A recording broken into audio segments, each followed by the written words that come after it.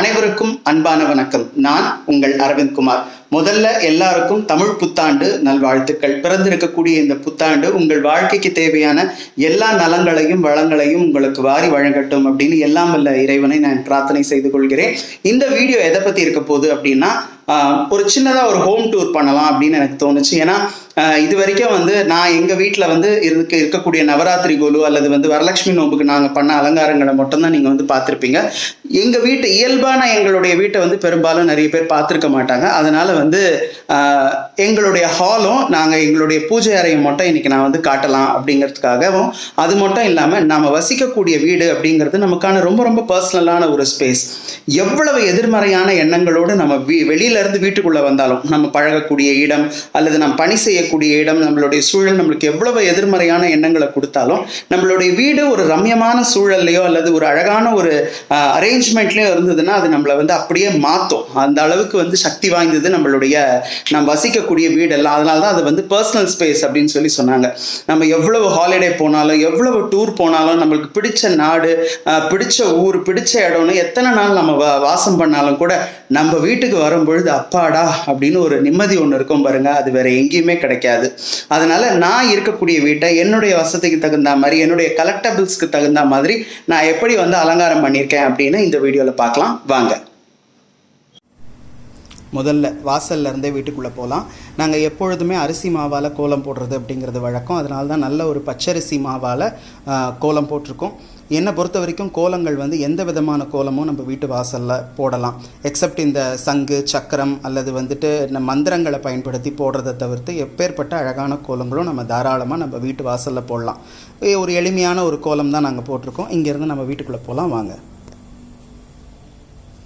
வீட்டுக்குள்ளே இதுதான் எங்கள் வீட்டினுடைய நிலைவாசல். வீட்டுக்குள்ளே நுழைகிற பொழுது ஒரு அழகான ஒரு பேப்பர் மேஷால் செய்யப்பட்ட விநாயக பெருமான் நம்மளை ரொம்ப அழகாக வரவேற்கிறாரு.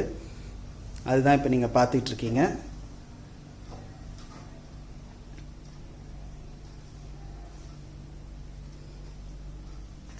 இது ஒரு நல்ல ஒரு பேப்பர் மேஷில் செய்யப்பட்ட ஒரு பிள்ளையார். நான் ஸ்டோன் ஃபினிஷ் வேணும் அப்படின்னு சொல்லி ஆர்டர் பண்ணதுனால எனக்கு அது ஸ்டோன் ஃபினிஷில் பண்ணி கொடுத்தாங்க. அதனால தான் அது ஒரு கருங்கல் சிலை மாதிரியே இருக்குது. அது மட்டும் இல்லாமல் நீங்கள் கீழே பார்க்கலாம், நல்ல ஒரு டெரக்கோட்டாவில் செஞ்ச 2 குதிரை வச்சுருக்கேன். எனக்கு இந்த சுடுமண் சிற்பங்கள் மேலே ஒரு அலாதியான ஒரு பிரியம் உண்டு. ஏன்னா நம்மளுடைய தமிழருடைய நாகரிகம் அப்படின்னு நீங்கள் எடுத்துக்கிட்டிங்கன்னா, முதலாக தோன்றிய நாகரிகத்தில் பயன்படுத்தப்பட்ட பாத்திரங்கள் எல்லாமே மண்ணால் செய்யப்பட்ட பாத்திரங்கள் தான். அதுக்கப்புறம் தான் மரத்தால் செய்யப்பட்ட பாத்திரங்கள், அதுக்கப்புறம் தான் உலோகங்களால் செய்யப்பட்ட பாத்திரங்கள். அது போல தான் இந்த சிலைகளாகட்டும் அல்லது பொம்மைகளாகட்டும் அல்லது விக்கிரகங்களாகட்டும் முதல்ல களிமண்ணால் செய்யப்பட்டது, பிறகு மரத்தால் செய்யப்பட்டது, பிறகு உலோகங்களால் செய்யப்பட்டது தான் அப்புறம் தான் வந்தது. அது ஒரு இது மாதிரியே சைக்கிள் மாதிரியே இருக்கும். அப்படிதான் அது பரிணாம வளர்ச்சி அடைஞ்சது. அதனால எனக்கு டெரக்கோட்டா ஐட்டம் மேலே என்றைக்குமே ஒரு அலாதியான ஒரு பிரியம் உண்டு. அதனால தான் இந்த 2 குதிரை வச்சிருக்கேன்.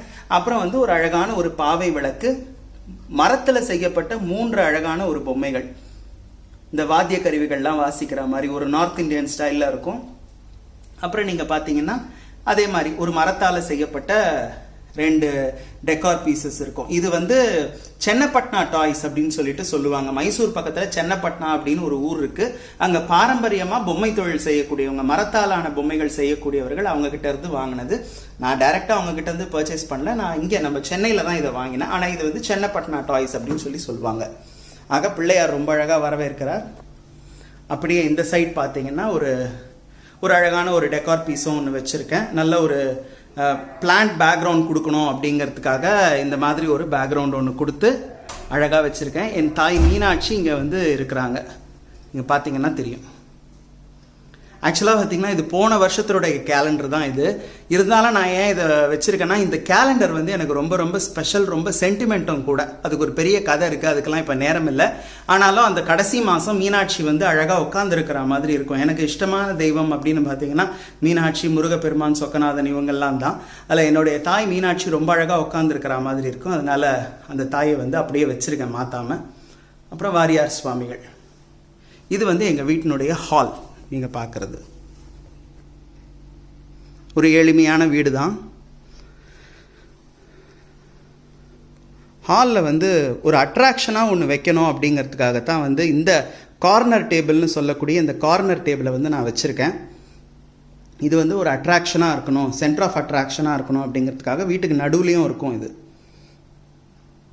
இந்த கார்னர் டேபிள் நான் வந்து இதில் ஆன்லைனில் தான் வாங்கினேன். இது 1000 ரூபாவோ 1100 தான் இருந்தது. அதில் நான் என்னுடைய கலெக்டபிள்ஸ்லாம் வந்து வச்சுருக்கேன். மேலே இருந்தே வரும். முதல்ல வந்து காஞ்சி காமாட்சி அம்பாள் இருக்காங்க, ஒரு சின்ன பிள்ளையார், வெங்கலத்தில் செய்யப்பட்ட பிள்ளையார், என்னுடைய இஷ்ட தெய்வமான மீனாட்சி. எனக்கு எங்கே மீனாட்சி கிடைச்சாலும் அதை அழகாக கட் பண்ணி வச்சுப்பேன். இது வந்து ஒரு ஜுவல்லரி ஷாப்பில் ஒரு நம்ம பாக்கெட்டில் வச்சுக்கக்கூடிய பாக்கெட் சைஸ் மீனாட்சியாக தான் அவங்க கொடுத்தாங்க. நான் அதை வந்து கட் பண்ணி வச்சுருக்கேன் ஒரு படமாகவே.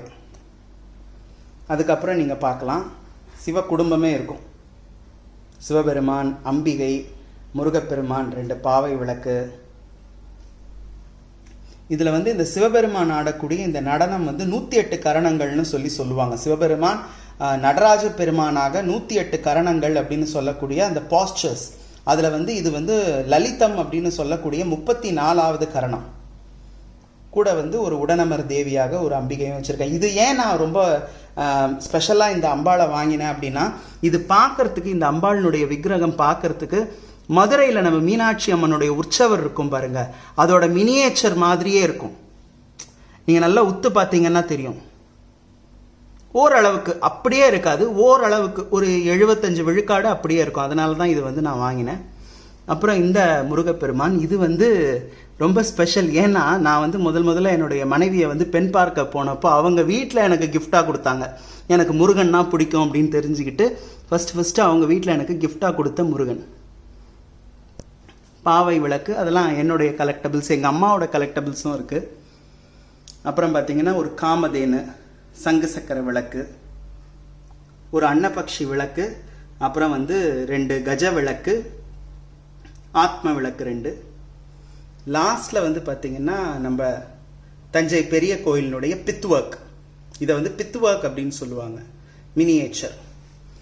இதுதான் சென்டர் ஆஃப் அட்ராக்ஷனாக இது. அப்புறம் பார்த்திங்கன்னா இது வந்து ரொம்ப ஸ்பெஷல்.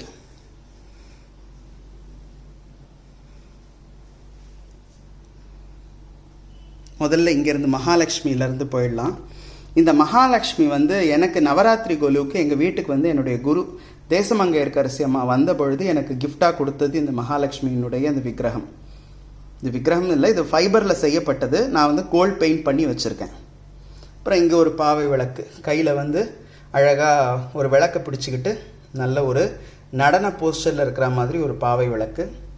அப்புறம் இந்த ஆத்ம விளக்குன்னு சொல்லக்கூடிய இந்த விளக்கு. நான் பெரும்பாலும் இந்த மாதிரியான விளக்குகள்லாம் வந்து மதுரையில் அதிகப்படியாக நான் வாங்கினதை சொல்கிறேன். மதுரையில் வாங்கியிருக்கேன், அப்புறம் நம்ம இங்கே சென்னையில் மயிலாப்பூரில் வாங்கியிருக்கேன். 1-2 ஆன்லைன் பர்ச்சேஸும் பண்ணியிருக்கேன். அதுக்கு அடுத்து ஆஹா இவ்வளோ அழகாக இருக்காங்கல்ல, இதுவும் அதே மாதிரி தாங்க. மீனாட்சியினுடைய உற்சவர் சிலை மாதிரியே இருந்தது, அதனால் இதை நான் வாங்கினேன். இதுக்கு வந்து ஒரு ஸ்டோரி ஒன்று இருக்குது, அதையும் நான் சொல்கிறேன். என்னென்னா, இது பெரும்பாலும் வந்து நம்ம வாங்கக்கூடிய விக்கிரகம்லாம் வந்துட்டு நம்ம வந்து இதில் வாங்க மாட்டோம், ஆன்லைன்லலாம் அதிகமாக வாங்க மாட்டோம். நேரில் போய் அதனுடைய இதெல்லாம் எப்படி இருக்குது, முகபாவனை எப்படி இருக்குது, ஏதாவது பின்னம் இருக்கா அப்படின்னு பார்த்து வாங்குவோம். ஆனால் என்னமோ தெரில, இந்த சிலையை வந்து நான் ஆன்லைனில் தான் பர்ச்சேஸ் பண்ணேன். exoticindia.com அப்படின்னு சொல்லிட்டு ஒரு ஆன்லைனில் தான் நான் இதை வந்து பர்ச்சேஸ் பண்ணேன். காரணம் வந்து இது மீனாட்சி மாதிரியே இருக்குது அப்படிங்கிற ஒரே காரணத்துக்காகவே நான் வந்து வாங்கிட்டேன். அவ்வளோ அழகாக இருக்கும் அம்பாள். இது நல்ல மல்லி சீசன் இல்லையா, மதுரைனாலே மல்லி ஃபேமஸ், அதனால் முழுக்க மல்லிப்பூவாலே அம்பாளை வந்து அலங்காரம் பண்ணியிருக்கேன். இந்த கம்மல் அதெல்லாம் எதுவுமே போடலை. அம்பாளுக்கு வந்து அழகாக அந்த மல்லி மலர்லேயே கம்மல் மாதிரி போட்டிருக்கேன். ஒரு சின்னதாக ஒரு பாவாடை ஒன்று போட்டுட்டு இங்கே நீங்கள் பார்க்கலாம் அன்னபக்ஷி விளக்கு, அப்புறம் 2 தமிழணங்க சிலைகள். தமிழணங்கன்னு நான் ஏன் சொல்கிறேன்னா, சங்க தமிழ் பெண் வந்து இப்படி தான் இருந்திருப்பா அப்படின்னு நிறைய ரெஃபரன்சஸ் இருக்குது. அதுக்கு ஏற்ற மாதிரி இந்த விளக்கும் இந்த விளக்கு இல்லை, இது இந்த சிலையும் இருந்ததுனால நான் இது வந்து வாங்கிட்டேன். சரஸ்வதி, மகாலட்சுமி, அப்புறம் மறுபடியும் ஒரு மீனாட்சி, அந்த பக்கம் இன்னொரு தமிழணங்கு, இன்னொரு அன்னபக்ஷி, அப்புறம் 2 கேரள விளக்கு, அதுக்கப்புறம் வந்து ஒரு பெருமாள். இதெல்லாம் தான் வந்து எங்கள் ஹாலில் இருக்கும். மறுபடியும் அன்னை மீனாட்சியினுடைய மூலவர் திருக்கோலம் சிற்பி வரைஞ்ச அந்த இதுவும் இருக்கும். அதுக்கப்புறம் இந்த பக்கம் போகலாம் வாங்க. இது வந்து என்னுடைய கபர்டு, என்னோட புக் ரேக் இது. ஆனால் அங்கேயும் கொஞ்சம் பொம்மைகள்லாம் கொஞ்சம் நான் வச்சுருக்கேன். மேலே இருந்து வருவோம். நந்தியம் பெருமான். நான் தீவிரமான ஒரு சைவ சமய பற்றாளன் அப்படிங்கிறதுனால எங்களுக்கு வந்து முதல் குரு வந்து நந்தி தேவர் தான். அவர் வந்து முப்பொருள் உண்மை அப்படின்னு சொல்லக்கூடிய பசு அப்படின்னு சொல்லக்கூடிய ஒரு விஷயம் இருக்கு பாருங்க. அது வந்து இந்த மாதிரி நந்தியம்பெருமானை குறிப்பதோ அல்லது பசுமாட்டை குறிப்பதோ கிடையாது. அது வந்து உயிர்களை குறிப்பது. சைவத்திலேயே நந்தி வந்து எதற்கு அடையாளம்னா உயிருக்கு அடையாளம் நந்தியம்பெருமான். பசு, பதி, பாசம் அப்படின்னு முப்பொருள் உண்மைன்னு சொல்லுவோம் நாங்க. அது மூன்றும் நிலையானது. பதி, பசு, பாசம் அது வந்து அனாதியானது அப்படின்னு சொல்லுவாங்க. இந்த பசு வந்து ஆன்மாக்களை உயிரை குறிக்கக்கூடிய ஒரு அடையாளம். அதனால அதுவும் இருக்கு. இங்க வந்து என்னுடைய நண்பர் திரு ராம் அவர்கள் திருக்கரங்களால செஞ்ச திருவானைக்காவல் அகிலாண்டேஸ்வரி. அப்படியே அந்த முரல் பெயிண்டிங்ஸ் அதெல்லாம் கூட இருக்கும். அப்படியே அடுத்த இதுக்கு வந்தீங்கன்னா இது வந்து ஒரு புக் ரேக் தான். ஃபுல்லா புக்ஸ் தான் உள்ள வச்சிருக்கேன் நான். திருவருட்பா, திருவாசகம், திருமந்திரம், அதுக்கப்புறம் வந்து தசமகாவித்யா, சுத்த சைவம் புத்தகம், லலிதாம்பிகை பற்றியது, திருவிளையாடல் புராணம் அதெல்லாம் தான் வச்சிருக்கேன். கூட எங்களுடைய நால்வர் பெருமக்கள், நான் ரொம்ப பெருமையா சொல்லிப்பேன். நான் இவர்களை பின்பற்றக்கூடியவன் அப்படின்னு சொல்லி ரொம்ப பெருமையா சொல்லிப்பேன். அந்த அளவுக்கு என்னை மனதாலும் ஆன்மாவாலும் கட்டி போட்டவர்கள் நம் சைவ சமய நால்வர் பெருமக்கள். ஞானசம்பந்த பெருமான், அப்பர் பெருமான், சுந்தரமூர்த்தி சுவாமிகள், மணிவாசக பெருந்தகை, எப்பேற்பட்ட மகானுபாவர்கள் இவர்கள். அதனாலதான் இவங்களை வந்து எப்பவுமே பார்த்துக்கிட்டே இருக்கணும் அப்படிங்கிறதுக்காகத்தான் உருவ பொம்மைகளாவே நான் வாங்கி வச்சுட்டேன். அதுக்கப்புறம் ஒரு அழகான ஒரு மகாலட்சுமி, அழகான ஒரு மகா சரஸ்வதி. திருக்கோயிலில் இருக்கிற மாதிரியே ஒரு யாழியும் எனக்கு கிடைச்சது, ஜோடியாவே கிடைச்சது. அதுவும் வச்சிருக்கேன். கிளி, எனக்கு இந்த மீனாட்சி, கிளி இதெல்லாம் வந்து ரொம்ப வந்து எனக்கு என்ன சொல்றது ஆத்மார்த்தமான விஷயங்கள். அதனால எப்பவுமே எங்க பாரு மீனாட்சியை நான் சின்ன சின்னதா வச்சிருப்பேன். அதே மாதிரி இங்கேயும் புத்தகங்கள் தான் அடுக்கியிருக்கேன்.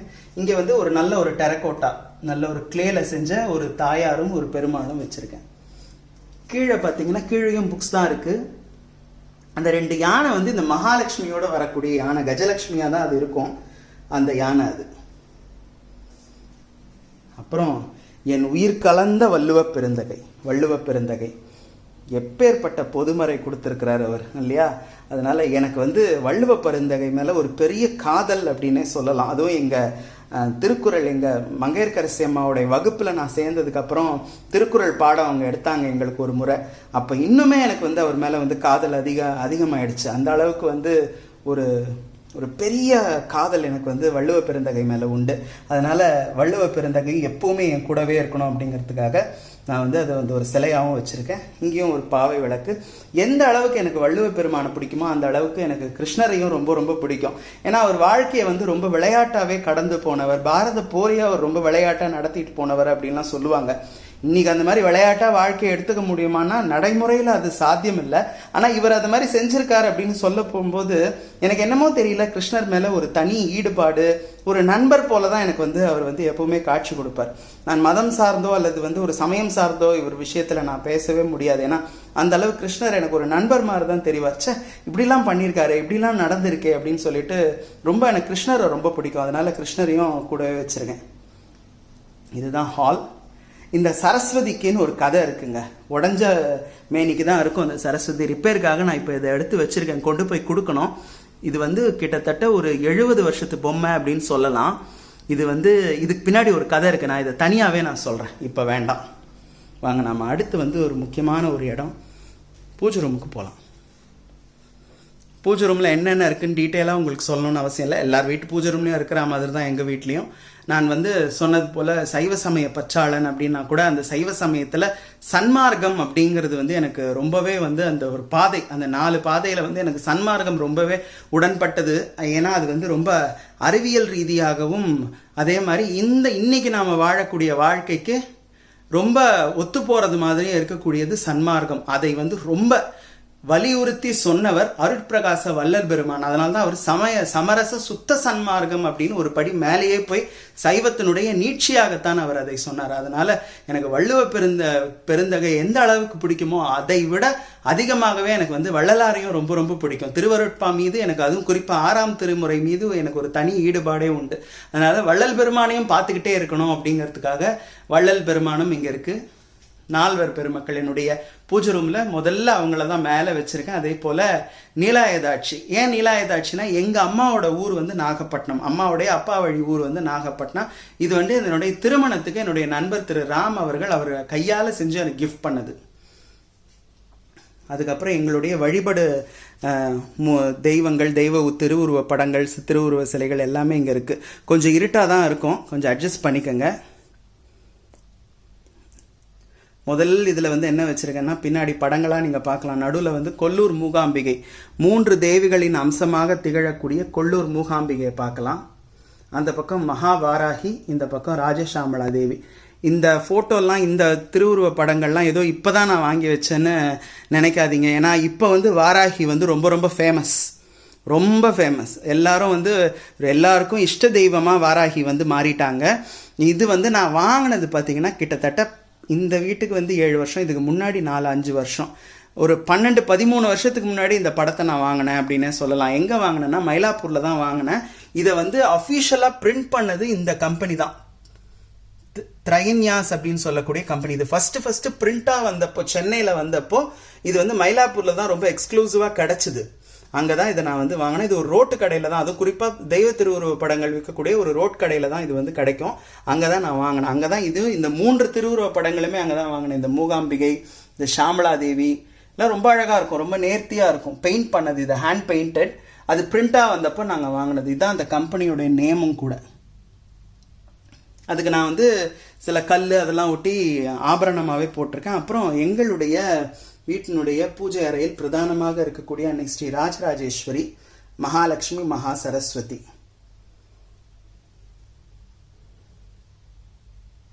இன்னைக்கு நேற்று சித்திரை திருநாள் அப்படிங்கிறதுனால அம்மனுக்கு சிறப்பாக ஒரு அபிஷேகம் பண்ணி புடவை மாற்றி அலங்காரம்லாம் பண்ணி வச்சுருக்கோம். அதுக்கப்புறம் எங்கள் வாரியார் சுவாமிகள், 64வது நாயன்மாராகி எங்களுடைய வாரியார் சுவாமிகள், விநாயக பெருமான், எங்களுடைய குலதெய்வம் முருகப்பெருமான் எல்லாருமே இருக்காங்க. அதை விட இங்கே நீங்கள் பார்க்கலாம், எங்கள் வீட்டினுடைய மகாராணி அல்லது எங்கள் வீட்டில் நித்தியம் வாசம் செய்யக்கூடிய அன்னை மதுரை மீனாட்சி பாலா பரமேஸ்வரியாக அல்லது பால மீனாட்சியாக காட்சி தரக்கூடிய அற்புதமான ஒரு ரூபம். இந்த அம்மனுக்கு நகைகள்லாம் கொஞ்சம் கொஞ்சம் நாங்களே போட்டிருக்கோம். இந்த மல்லி சீசன் வந்துருச்சுன்னா தினமும் மல்லிப்பூவை கட்டி இந்த மாதிரி கொண்டையில் வைப்போம் அம்பாளுக்கு. மதுரைனாலே மல்லி தானே, மீனாட்சினாலும் மல்லி தான்.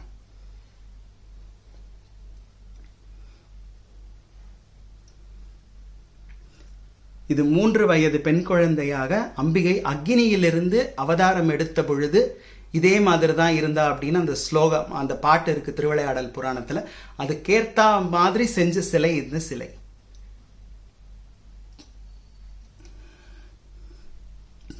என்னுடைய கொலு வீடியோவில் பார்த்துருந்தீங்கன்னா தெரிஞ்சிருக்கும். 2 மரப்பாச்சி பொம்மை, மதுரையில் நான் வாங்கிய 2 மரப்பாச்சி. அது சொக்கநாதர் மீனாட்சியாகவே நாங்கள் அலங்காரம் பண்ணியிருக்கோம். இங்கேயும் மாக்கோலம் போட்டிருக்கோம்.